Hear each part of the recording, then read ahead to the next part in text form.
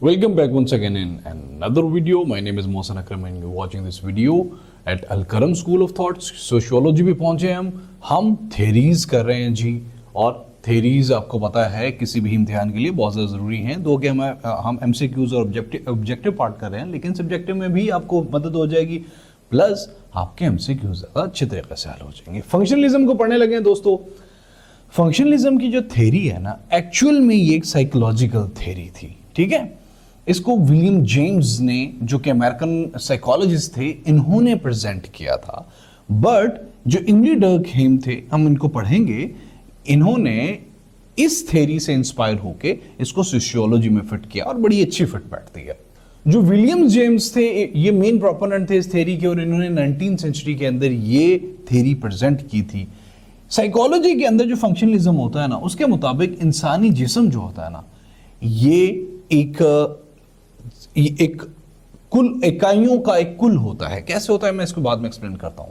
जो इंसानी कॉन्शियसनेस होता है, जो इंसानी बिहेवियर होता है, जो इंसानी मेंटल प्रोसेस होता है, जो एक्शन रिस्पॉन्स और एक्शन में जो भी उसका काम होता है, उन तमाम को, ये तमाम इंटीग्रेटेड है। Let me explain this thing.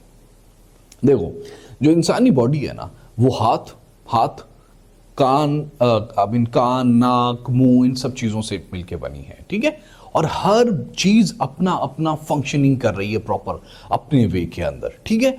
और हर एक चीज इंटीग्रेटेड भी है। कॉन्सिक्वेंटली अगर मेरा मुंह बना हुआ है तो आई विल ईट, तो क्या होगा, एक्चुअल में मैं एक मोहसिन को ही, ये जो मैं खाना खाऊंगा मोहसिन को फैसिलिटेट हो रहा है। अगर मैं कोई चीज ग्रैब करता हूं हाथ से, तो मोहसिन को ही फायदा हो रहा है कॉन्सिक्वेंटली।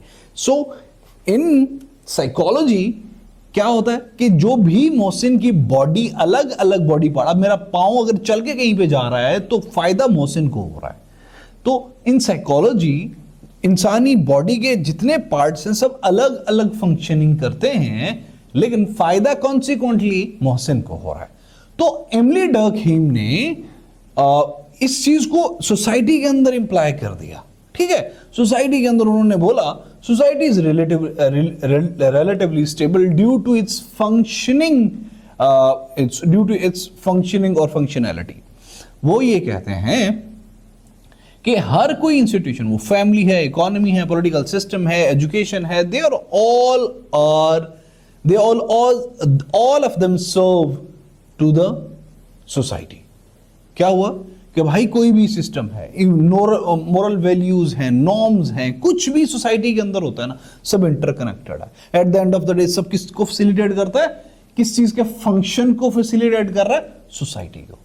जो कि हम ये सोशियोलॉजी पढ़ रहे हैं, तो इसीलिए उसको सिर्फ समझाने के लिए बताया था। आपका मेन कंसर्न यही होना चाहिए।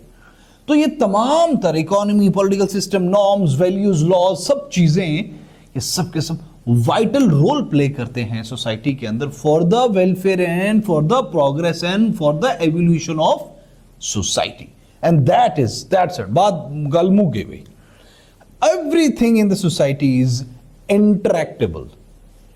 वो हर चीज मुआशरे की कहीं ना कहीं, देखो मेरा जो हाथ है ना, इसका कोई ना कोई कनेक्शन मेरे नाक से है, इसका कोई ना कोई कनेक्शन मेरे कानों से है।